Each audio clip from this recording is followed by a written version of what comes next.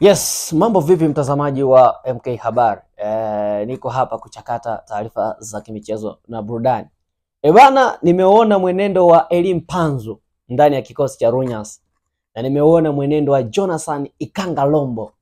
Wengi wanapenda kumuita Ikanga Speed ndani ya kikosi cha wananchi Young Africans.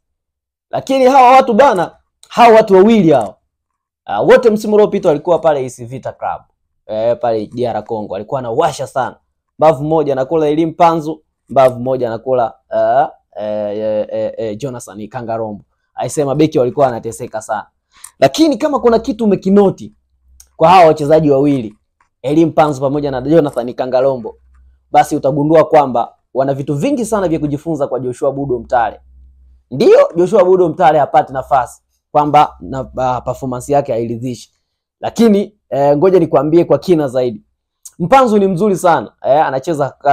Anacheza kwenye half space kati ya mabeki mabeki wa timu pinzani, ambapo anacheza katikati ya beki wa pembeni na beki wa kati.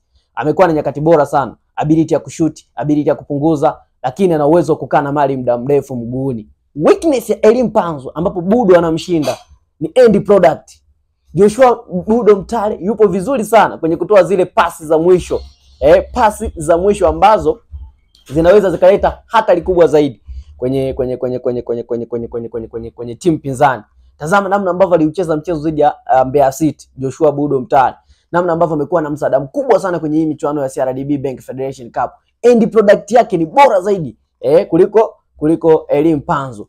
Na kitu kingine ambacho Mtale anamzidi Elie Mpanzu ni ability ya kukaa na mali mguuni. Anakaa na mali mguuni muda mrefu. Katazame goli tu ambalo amelifunga zidi ya Mbeya City. Utakuja kugundua ni goli moja kali sana. Katikati ya mabeki watano.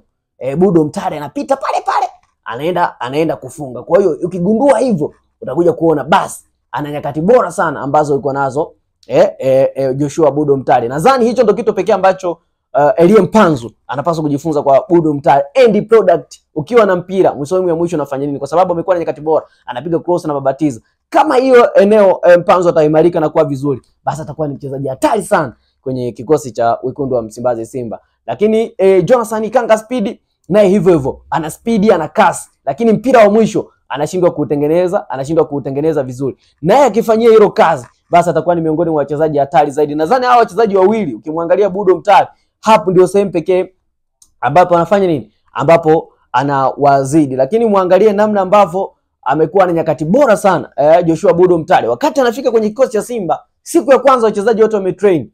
Kila mchezaji ulikuwa kuenda kumuuliza, hata ile hii. Kila mchezaji ukimuuliza table kwambia mchezaji gani ambaye siku ya kwanza mazoezini alitisha, atakwambia Budo Mtale.